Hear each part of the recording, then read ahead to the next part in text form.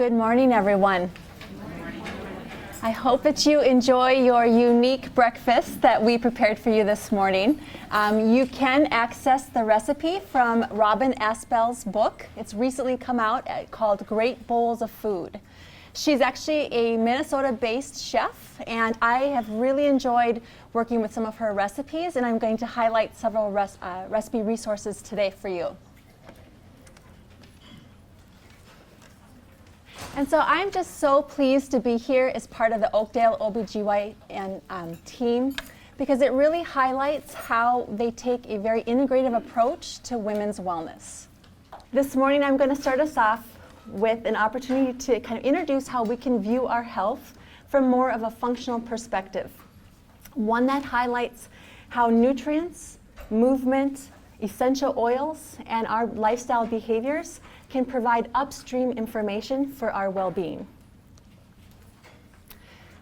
As you know, each one of us is so unique, and when I work with someone, I really try to honor that you are coming from your unique perspective, whether it's your genetics from your family history, your culture, your current lifestyle, if you're nourishing yourself or you're also responsible for nourishing others in your home.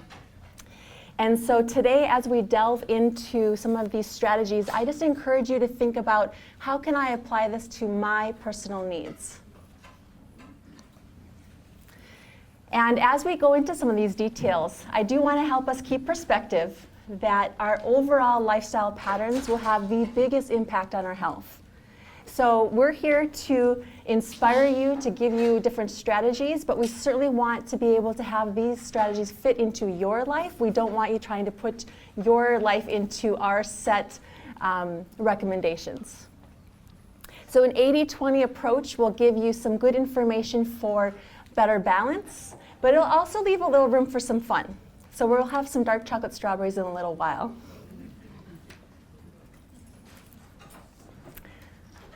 So let's explore how our health and our vitality are rooted in our lifestyle. And as you can see, the representation of a tree is a great visual to help ground us in the topics today. Just like the quality of the soil will nourish a seedling as it grows into a strong tree, these foundational elements in our lives will do the same for our health. And in order to live a vital life, we need to honor these key elements because they're all interconnected. All of us are probably very clear on how we manage our stress and how it may impact what and how we eat. I don't know about any of you if you've encountered those situations and scenarios. We also know that sometimes when we're more active, that's going to inspire us to eat healthier foods. And quality sleep. When we feel restored, we have more energy, more patience, more presence to develop these interconnected relationships that are so important in our world and in our health. And so there's innumerable connections, but really what I wanted to do here is think about all of our health and how that manifests itself in our lives can go back down to the root of these foundational elements of our sleep and relaxation, our exercise or movement, our stress management, our relationship health, and of course, the nutrients that we eat. So the health of these foundational elements will move upstream, and they're going to inform our body how we function. Our bodies work hard every day. We are digesting, defending, producing, detoxifying, and communicating within at every moment of every day. And so when we start to experience a decline in how our body functions, that's when it usually comes up and out and is manifested as some of the chronic health concerns that we have. So I hope that this perspective and kind of laying this out to get us started and grounded for this morning helps to give you another view of how you can look at how the importance of what you eat, how you move, how you relate, how we manage our stress can really be profound on our overall health and well-being. An example of this is that, when I'm working with someone, there could be several reasons why they're feeling imbalanced. A lot of women come to me and we work with weight loss. There's so many different reasons that we gain weight, and so we have to really appreciate what is going on for you. Is it related to any underlying inflammation, hormonal shifts, some of the food choices that we grew up loving and embracing and trying to shift slowly over our lifetimes, even our moods and how we're navigating, especially as the darkness rolls in for winter for us in Minnesota. And on the other flip side, sometimes when we're looking at trying to manage chronic health conditions, we can look at, well, what's underneath that? Is it inflammation showing up in a wide variety of ways? If you have uncontrolled inflammation, it could be manifesting itself as diabetes, arthritis, a lot of different depression or even heart disease, a lot of different health conditions that we're trying to navigate. So today what we're going to do is we're going to put Hippocrates' quote into action. Specifically, we're going to look at how spices and herbs are going to provide this upstream information and provide the opportunity to be our medicine.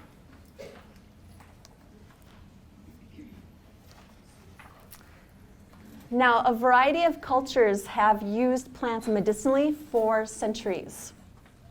This has included Chinese culture, Indian culture, Egyptian, and Native American. And each culture has developed unique perspectives and medicinal ways to use plants that were indigenous and readily available in the environment that they were living in. And part of this has been the appreciation of how spices and herbs are really what I like to call the jewels of the plant kingdom. So undoubtedly, if you know me, you've heard the power of colorful plants, and you'll hear me actively recommend how to expand that in your diet. Today we're going to go a little bit deeper, and we're going to talk about how we can use spices and herbs that are kind of even a little bit more condensed opportunities to put phyto or plant nutrients into your diet. So phytonutrients or plant nutrients, you've probably heard of several different variations of these. Lycopene is an example. There's over 8,000 plant nutrients that have been identified to date. And these plant nutrients can come from the spices and herbs, and if you're talking about a spice, you're looking at a dried aromatic part of the plant that could either come from the root, the bark, stem, bud, or leaves, flower, fruit, or seed of the plant. If we're talking about herbs, we're looking at the leafy or green part of the plant. Now, the reason why we've been so interested in a plant-based diet, a colorful plant-based diet, including these spices and herbs, is because these phytonutrients are thought to be a source of antioxidants. And the antioxidants are going to be important because their role is to really look at how do we calm down some molecules that are fairly reactive in the body called free radicals. Now, a free radical is pretty much a molecule missing an electron. We're going to do a little bit of chemistry, not too much. It's early. And pretty much these free radicals are reactive. They're trying to calm themselves down, and what they will do is they will interact with healthy tissue, trying to calm itself down by taking an electron from healthy cells nearby. Why is this important? Because when we have uncontrolled free radicals and a lot of oxidative stress, it shows up as various health conditions, whether it's in the brain, whether it's with the heart, with looking at high blood pressure or heart disease. It can affect the joints, the skin, the blood vessels. Pretty much every organ system can be impacted by free radical stress. And so we can do our best to minimize our exposure to these free radicals. We can try to control the pollution that we're exposed to. Obviously, choosing not to smoke is a great strategy to minimize any free radical damage. But a lot of people don't realize the basic process of metabolism when we eat innately creates these in our bodies. So this is just part of living. And so what we can do is try to counterbalance that and calm down this natural development or any environmental exposures to these free radicals by consuming more antioxidant-rich foods, spices, and herbs. There's even one theory that it's the exposure of these free radicals over time will impact how we age. And so today I'm excited to share some strategies specific to spices and herbs in order to get a balance. So I'm going to go over 8 spices and herbs that are well known for their antioxidant capacity. Some of these studies stemmed from animal studies, some were in test tubes, some were with people. So I'm going to encourage this morning that we're really talking about a culinary approach, because if you're thinking about adding supplements in, I really want you to work one-on-one with a healthcare practitioner that can help you navigate your medications, your health history, your genetics, because there's a lot of considerations if you take these spices and herbs and condense them. And so this morning, what I'm really referring to is what breakfast is representing. Is how can we use more of these antioxidant-rich plant components in our cooking? So let's get started. Did anyone try the cloves this morning? Yes. They have a pretty potent taste, but what a lot of people might not realize is that a half a teaspoon of cloves has the same antioxidant capabilities of half a cup of blueberries. So this is an example of how we can use subtle and flavorful ways to boost our antioxidant intake through the use of spices. And the plant nutrient in cloves is called eugenol. And so there's been a lot of different studies looking at the role of cloves as being antibacterial, kind of TLC for our gums and our teeth. A long time ago, they would actually use cloves in dentistry to help numb the mouth. And even if you look back, I thought this was an interesting story. During the Han Dynasty in ancient China, no one was allowed to speak to the emperor without a clove in his or her mouth, because it will actually freshen our breath too. There's a lot of promising research on the use of cloves. And here what I've done is I've tried to highlight how we can make culinary music. So I love to cook, but it is relatively a new phenomenon in the last 10 to 15 years of my life, and so still a work in progress, as my loving family would share with you. But I just encourage you to get creative. You can try some of these different spices. You can use these different spice blends that will help mellow the cloves and help you enjoy this in a wide variety of breakfast choices. So cloves goes really well with nutmeg, with cinnamon. You can kind of experiment a little bit with that. I've brought several cookbooks to show you today, and I've actually highlighted the blogs with fantastic recipes that are online. So I picked out about 16 of my favorite whole food bloggers and highlighted them on your sheets with each herb and spice so that you can go and check out some of these recipes for yourself. It's a little bit easier to embrace it when you have a recipe in front of you than maybe just sprinkling it on your own. To aid you in this, I actually also created a Pinterest board. So if you Google my name, I actually have a board called Spices and Herbs, and all of these recipes are linked right there for you. So with the cloves, it's got a sweet and spicy taste. I'm going to encourage you to think about using it with some of your ciders or your chai teas. There's a wonderful recipe by Rebecca Katz that focuses on a nourishing and healing tea. I love her recipes. She's phenomenal, and I brought several of her cookbooks to share with you today. She actually cooks for Andrew Weil's Integrative Health for their practitioner trainings. And so I've had a chance to have her cook for me, and I wish that she could come home with me every day. Another spice that several of us are familiar with is cinnamon. And so cinnamon is actually from the bark of a specific evergreen tree. And so there's two different forms. There's cassia and verum, and the one that you're probably the most familiar with is the cassia form. And so there's been a lot of studies on how cinnamon may or may not help with blood sugar control for people living with prediabetes or type 2 diabetes. The research is mixed. There's some studies that show promise, there's other studies that do not. So I encourage you to just experiment with this for yourself to see if it helps to support your own health goals, and especially if you enjoy the flavor of cinnamon. There's also some promising studies looking at cinnamon and how it can help your blood vessels relax and actually improve hypertension. So I think it's easy to make culinary music with cinnamon. One of the recipes I highlighted here was Cookie and Kate. She's got a fantastic baked oatmeal recipe that would be really lovely for the holidays if you're having any family visit. But you can get creative. You can use it with allspice, nutmeg. You can even go with a little bit more of the black cumin seed and fenugreek. And fenugreek has some great research on helping blood sugar control as well.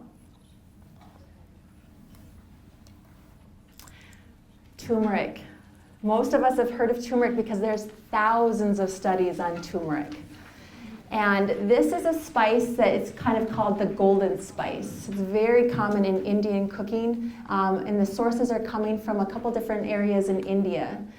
The Aleppi source contains twice as much curcumin. So the curcumin is actually the phytonutrient that gives turmeric its powerful health benefits. And so one of the key areas that they're looking at with turmeric is how it impacts something called apoptosis of cancer cells. It's still preliminary research, but what they're looking at is how can we use some of these spices to actually kill cancer cells. So they're working in test tubes now, and they're trying to see if this actually translates into the human body. It's also been used, there's been studies done on looking at how it can slow down any inflammation, kind of like what we talked about with those free radicals. And they've actually found that it can reduce two markers of inflammation. If you've heard of IL-6 or tumor necrosis factor, those are two markers of inflammation in the body, and turmeric has been shown to slow that down as well. You do want to use a little bit of caution if you have stomach ulcers or if you take any kind of acid-lowering medications, because turmeric will actually sometimes encourage your body to release more stomach acid, so you just need to be careful of that. If you look at Indian consumption of turmeric, it's said to be that it's about an average of a teaspoon a day.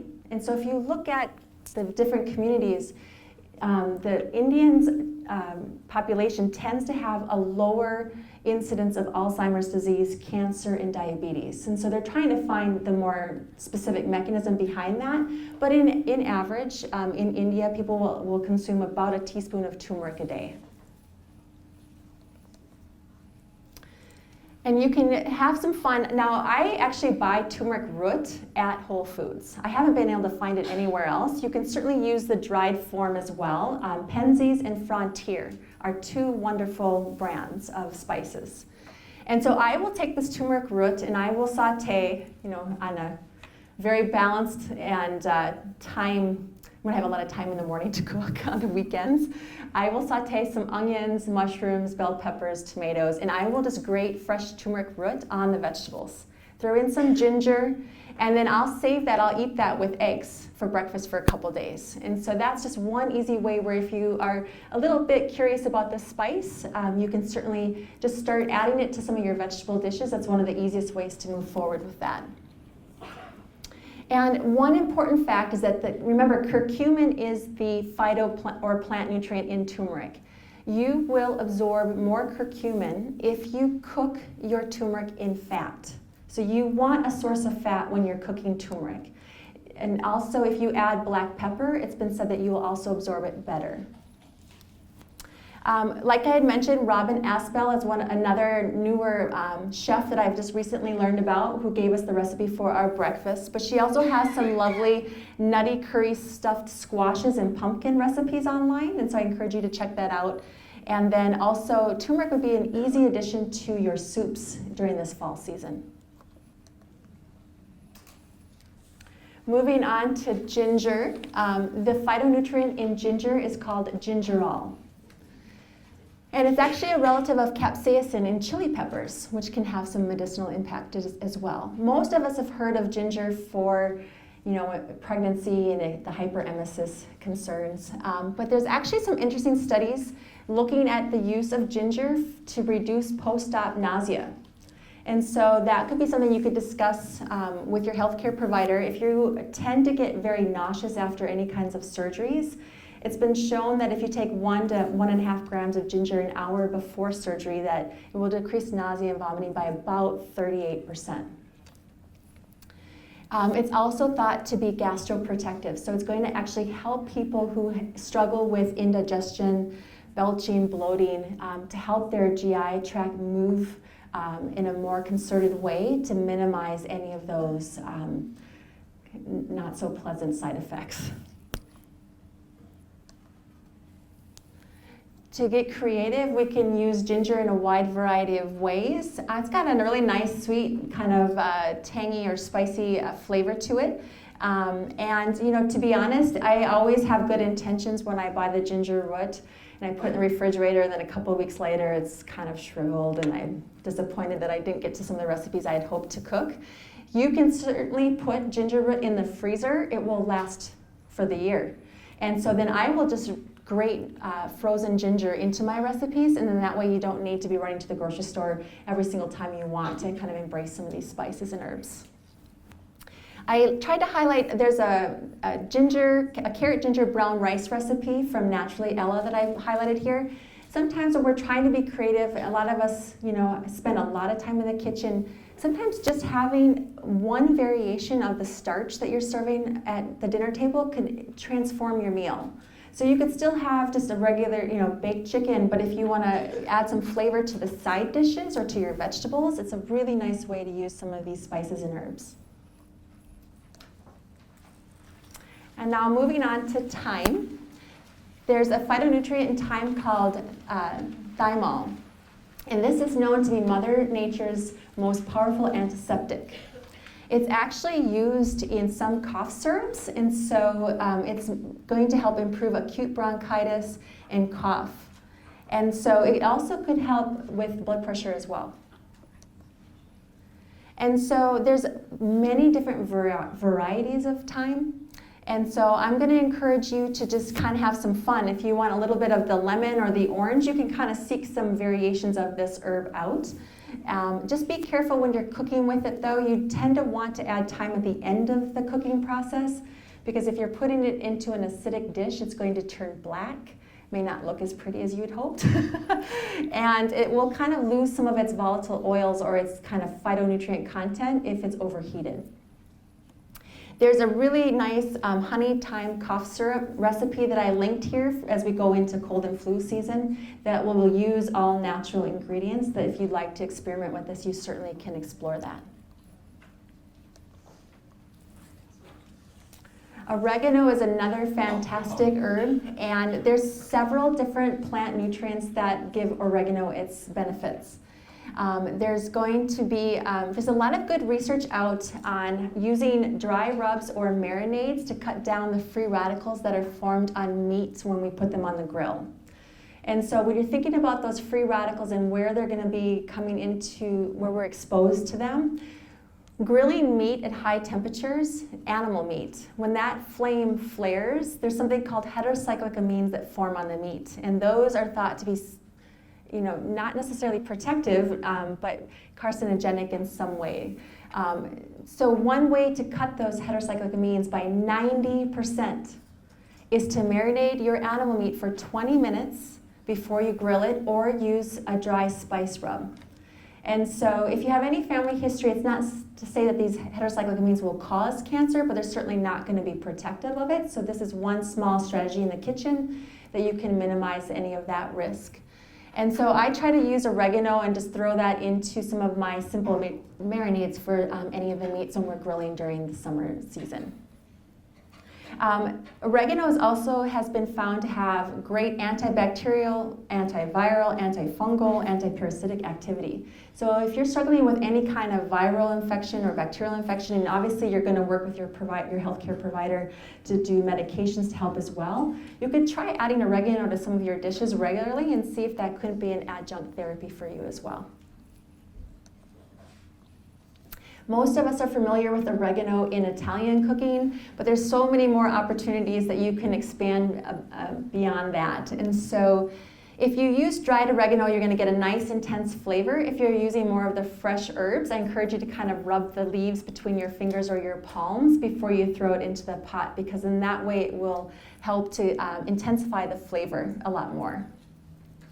I put on here a Mediterranean quinoa and then also just some balsamic roasted root vegetables. Everyone's trying to find more flavorful ways to enjoy vegetables. I think a lot of times people are tired of just steamed and plain. And so if you're really trying to volumize vegetables, fiber, these plant nutrients in your diet, this is a perfect opportunity to do this, is with spices and herbs, to give it more creativity and flair. And then rosemary. So rosemary's actually got a chemical similar to in it that aspirin has.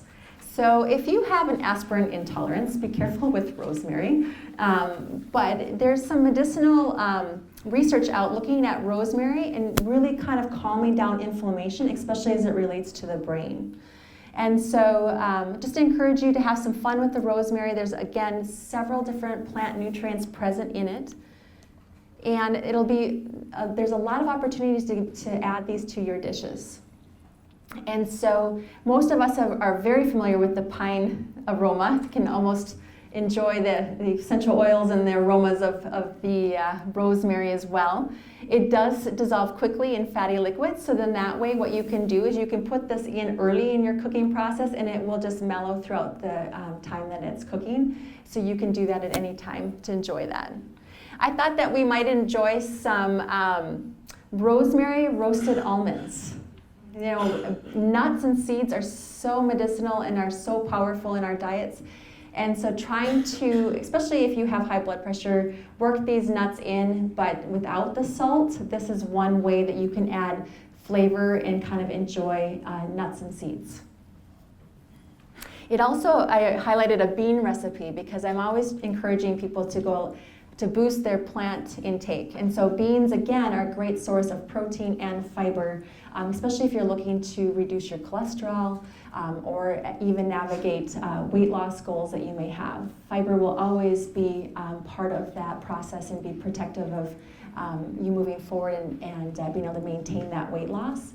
And so working in beans can be very medicinal for people. And so there's a lovely Tuscan-style creamy white bean recipe that I noted from the Healthy Happy Life blog.